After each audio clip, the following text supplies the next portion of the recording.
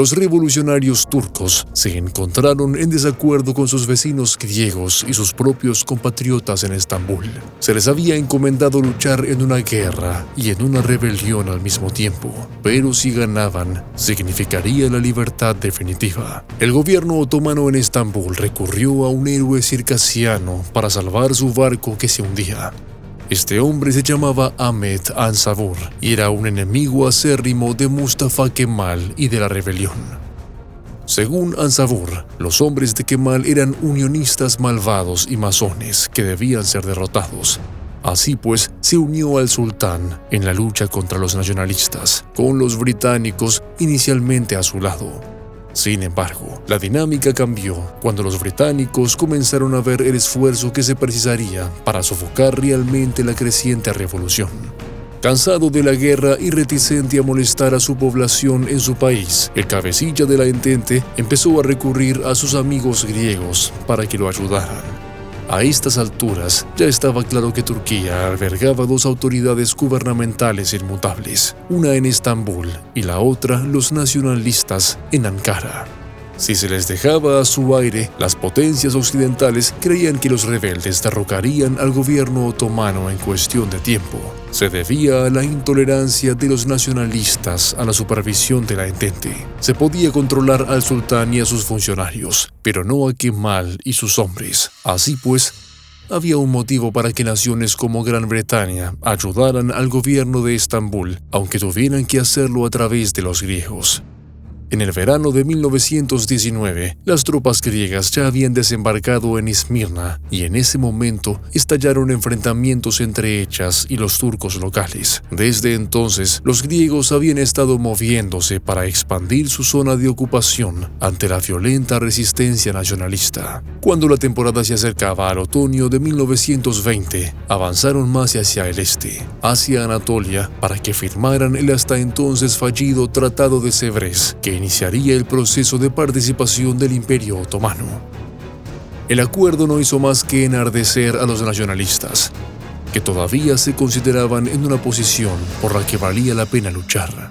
Los objetivos de ambos bandos chocaron el 9 de enero de 1921, cuando estalló la primera batalla de Inonu, en la que los turcos pudieron detener el avance griego y obligar a sus oponentes a dar marcha atrás 2 días después de que la batalla hubiera comenzado. Esto ocurrió a pesar de una traición en tiempos de guerra por parte de Çerkes Edem, que distrajo a los combatientes nacionalistas bajo el mando de İsmet Pasha, mientras trabajaban para mantenerse firmes contra el general Anastasios Papoulas y sus griegos. Se cree que el éxito de los hombres de İsmet en este enfrentamiento es directamente responsable de la posibilidad de que la Constitución turca de 1921 fuera ratificada menos de 2 semanas después. La Conferencia de Londres acogió a la Triple Entente durante los meses siguientes y permitió a los aliados discutir sus propuestas de reacción ante estos acontecimientos turcos, aún determinada a presionar a los nacionalistas para que firmaran el Tratado de Sèvres. La Entente reflexionó sobre sus opciones ante la continua negativa turca. El gobierno de Ankara desdeñaba la idea de iniciar negociaciones con el gobierno de Estambul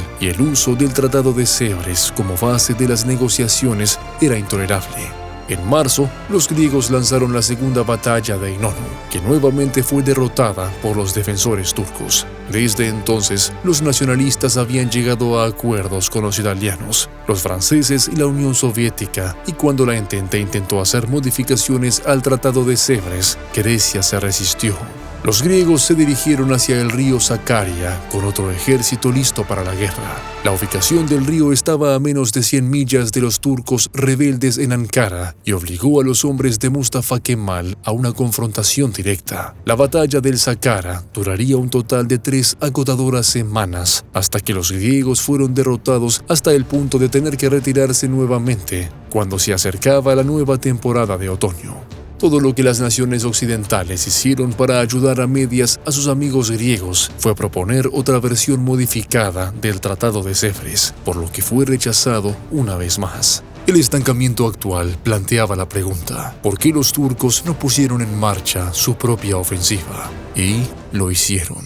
Hasta el momento se habían alcanzado acuerdos con importantes naciones occidentales, los rusos e incluso los armenios vecinos, que habían estado enzarzados en una brutal y sangrienta disputa étnica con los turcos durante las guerras consecutivas. Esto dejó a los nacionalistas solo con el gobierno de Estambul y los griegos para enfrentarse. Los griegos, aunque adoptaron una postura más defensiva en torno a Esmirna, aún no habían cancelado la guerra.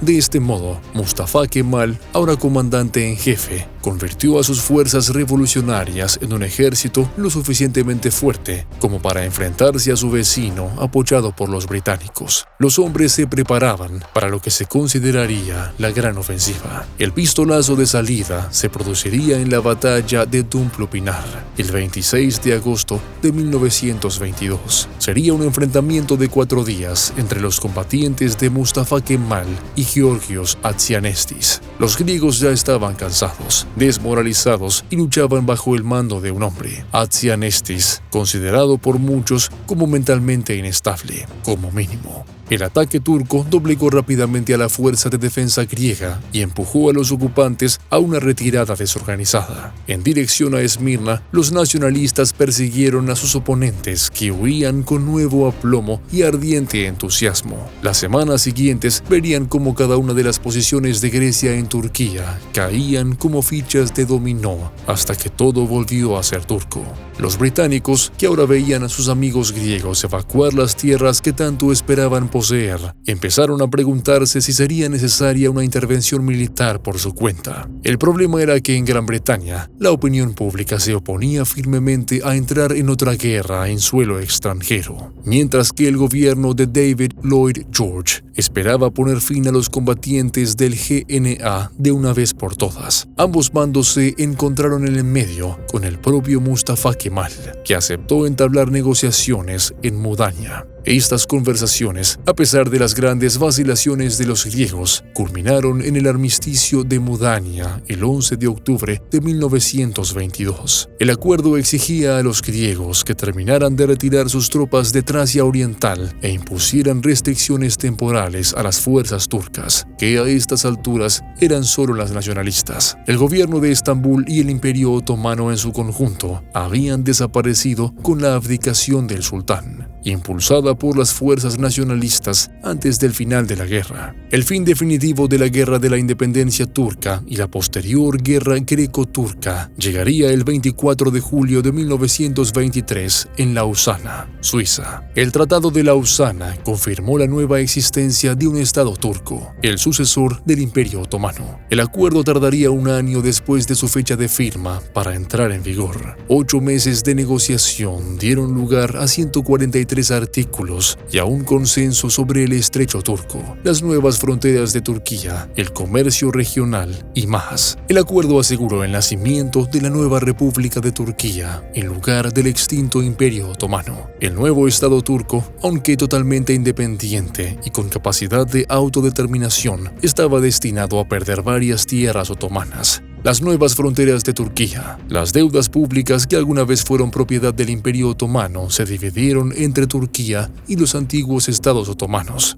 El 29 de octubre de 1923, Mustafa Kemal declaró oficialmente la fundación de la República de Turquía y sería su primer presidente electo. En 1934, el nuevo parlamento turco otorgó al presidente Mustafa Kemal el nombre de Atatürk. El gran líder revolucionario y turco pasó a ser considerado el padre de los turcos por todo lo que había hecho para crear el Estado totalmente independiente y soberano de Turquía. Había pasado de ser un militante del Imperio Otomano a un héroe reconocido dispuesto a enfrentarse al imperio al que servía por el bien de su pueblo y su país. Y lo logró. Atatürk y el valiente pueblo turco libraron una guerra contra todos y cada uno de los que se interpusieron en su camino hacia la libertad definitiva y ganaron.